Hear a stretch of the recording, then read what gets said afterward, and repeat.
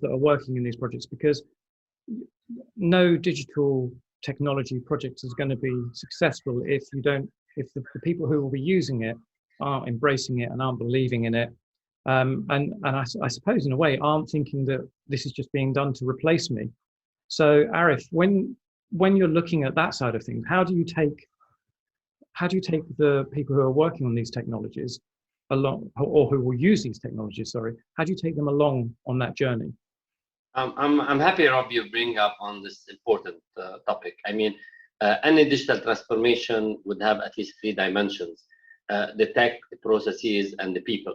So you're touching on the people, and probably Jeff knows best here that even during the third industrial revolution, where ERP falls under, where it's far less complex than implementing technology now, as he's mentioned, even then, statistics show that most of the reason of failure of ERP implementation is from people and change management, not from technology or processes. So this is really, that's statistically by Gartner, one of the statistics. So showing that the element of people, I mean, take ERP like Oracle, it's proven ERP, yet you see many organizations varies with the implementation cycle. So the fear that people have is part of bigger thing, that's change management.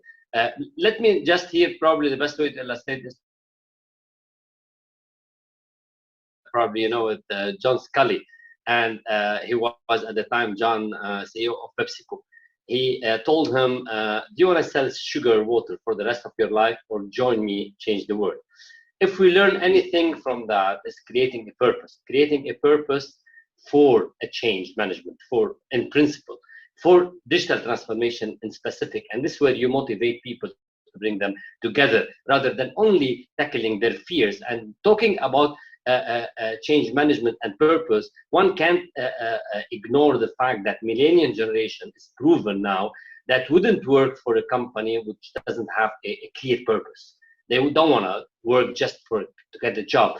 And once you have that purpose and set it in the right context, you'll be surprised. Employees would enjoy the journey, although sometimes they don't know where they're going, where it's going to take them, or they wouldn't know the destination they're arriving. So bringing people, especially millennial generation, creating purpose is very important. When it comes to seniors, and this is more challenging, I would really put senior in three categories. That's my experience.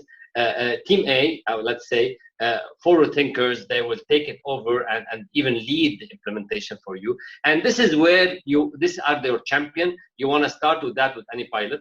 Don't go by Team A. If you have no Team A in the company, hire Team A. You need Team A from senior staff who have authorities.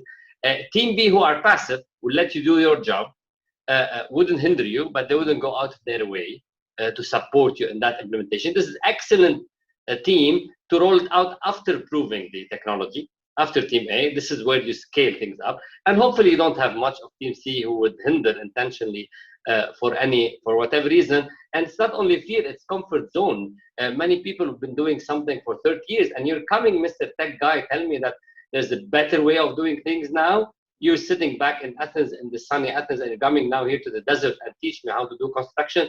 I mean, you would have that challenge, how to sell people. So you have to be careful how to categorize the team and the employees you have. And most importantly, as I said in the beginning, create a purpose before you do anything. If you don't create a purpose, you cannot do digital transformation. I mean, that's very interesting. And I mean, you know, technology is kind of littered with failed projects through history, where I think the people